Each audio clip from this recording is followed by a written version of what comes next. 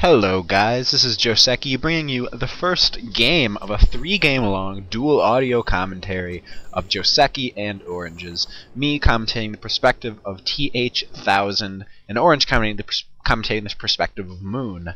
Get the replay, the first game, which is Echo Isles, loaded up at the 2-minute mark. There's pretty much no cookie cutting in this series. Yeah, surprising, right? There's a lot of MK stuff happening. I believe TH1000 goes MK, and he gets raped by Moon. Yes, this is the first game where he gets owned by Moon. He repicks turn a stand, and you can probably imagine he wins this game because that is a 3-game series and it's Turtle Rock. On Echo Isles, especially when you're going MK, you're going to find that you need a really early shop, and if you're going MK, you're probably going to be wanting to be carrying around extra clarities, extra scrolls of healing, or not scrolls of healing, but the healing scrolls that make it so that they're scrolls of regeneration. That's it. Sorry.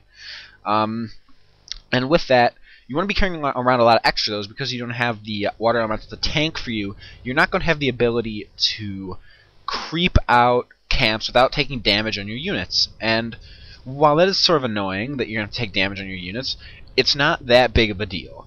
You'll find pretty quickly that as long as you're keeping your shop on cooldown, like always buying the items, which it does cut into your gold after a while, which is why you usually need an expansion, but you'll see that in this game.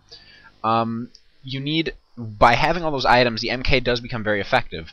The main thing with the MK is he's just like the AM, and that his level 3 is fucking godly. He's like, I'm just gonna bitch slap you with this magic hammer that flies through the air, ho. And they're like, oh, GG! And then they basically get their hero surrounded and die.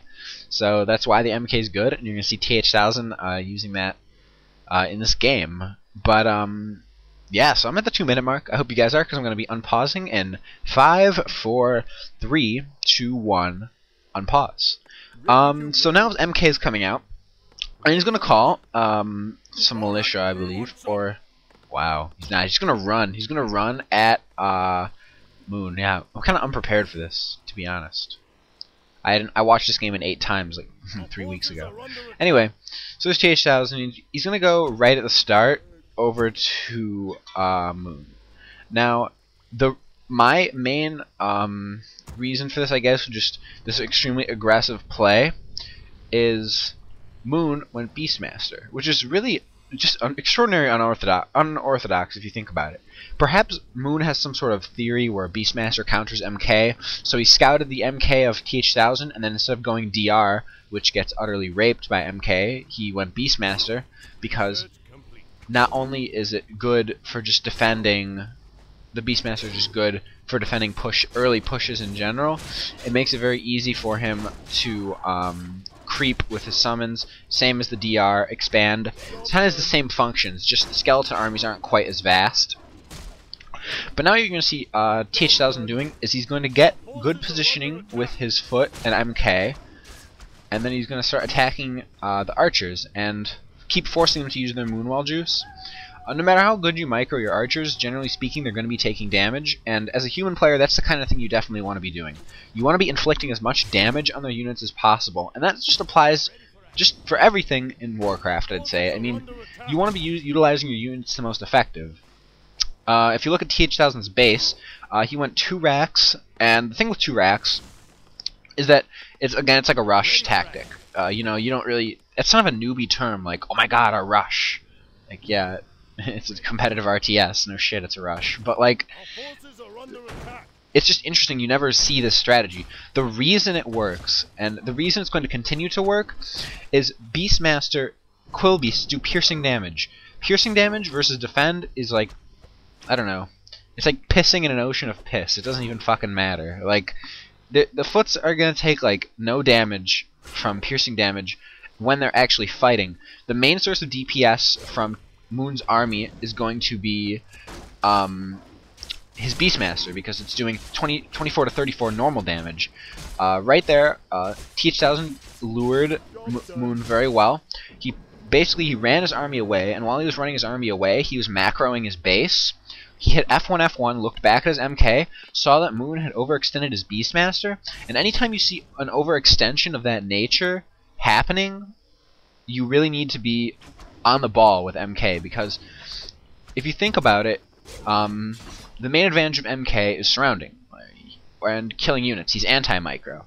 So if their micro fails at a certain point with their hero, it's extraordinarily easy to get a hero kill. So it's extremely important to be always consciously aware of exactly what's going on when you're fighting an opponent's army, and be very cautious with the MK, because he's harder to use than the Archmage. Because the Archmage, you can just sort of summon the elemental and start attacking stuff, whereas the MK, his ability is chosen by you, and you have to be very careful on what you're choosing. You know, so it's just you have to make more decisions when using the MK than you would normally. Now, Moon scouted out TH1000 trying to set up an expansion with these militia, and he's going to send 3 of his hunts directly over there to just deal with the problem. Moon this game has opted to stay at tier 1, same as TH1000. The interesting thing I think about staying at tier 1 as Night Elf in here is he expected this rush. If he techs and he suddenly needs wisps, he's down a lot of money that he could have been making in wisps. So it's very it would be very stupid of Moon at this point to actually attempt to tech when TH1000's rush is performing as well as it is. He already forced a TP and now just nailed another surround. The reason that TH1000 threw that bolt at that specific moment was because if you think about it, he only has to surround on 3 corners, whereas before he would have had to surround on 4 because the Moonwell blocked the Beastmaster from that side. So it was very intelligent of TH1000 to wait for the Beastmaster to get up against that Moonwell and then throw his bolt for the surround. Usually when a hero is pushed up against a building for a surround, it's unblockable, because usually if your hero gets bolted and they start charging your hero for a surround, you can sort of throw your units in front of them, but with the positioning that TH1000 had, it was just utterly impossible for him to...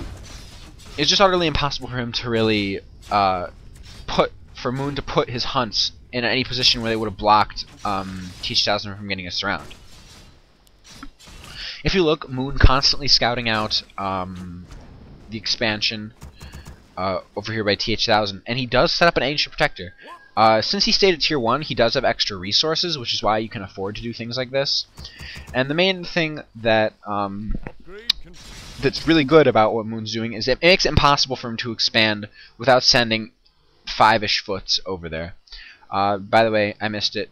TH1000 got his MK surrounded. But anyway, if you notice what's happening now, Moon switched up to pure mass hunts. So TH1000 conversely switched up to mass rifles. Warcraft 3's game of countering, you need to use what counters are at your best disposal. Piercing damage versus unarmored. Do the math, it's a shitload of damage. So it's really intelligent of TH1000 at that point to go ahead and switch up to rifles. The harassment of his foots really was only viable in that early stage of the game, simply because of archers. If you would have gone straight rifles early or something, it wouldn't have done shit. It would have been stupid, you know. So it wouldn't really had a point.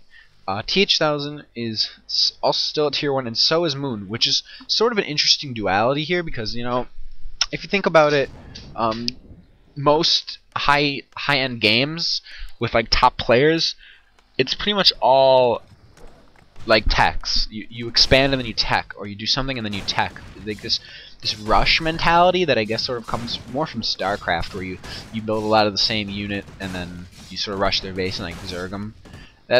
That sort of mentality sort of died in Warcraft, I guess.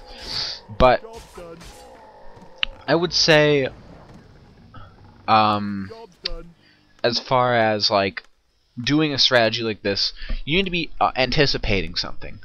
TH1000 anticipated that Moon, after watching Moon's replays, would go DR on this map. Now he went MK to counter DR, but DR pretty much sucks ass versus MK. So what does Moon have to do? He has to switch to Beastmaster, because if he doesn't go Beastmaster, he's going to lose his DR like 100 times.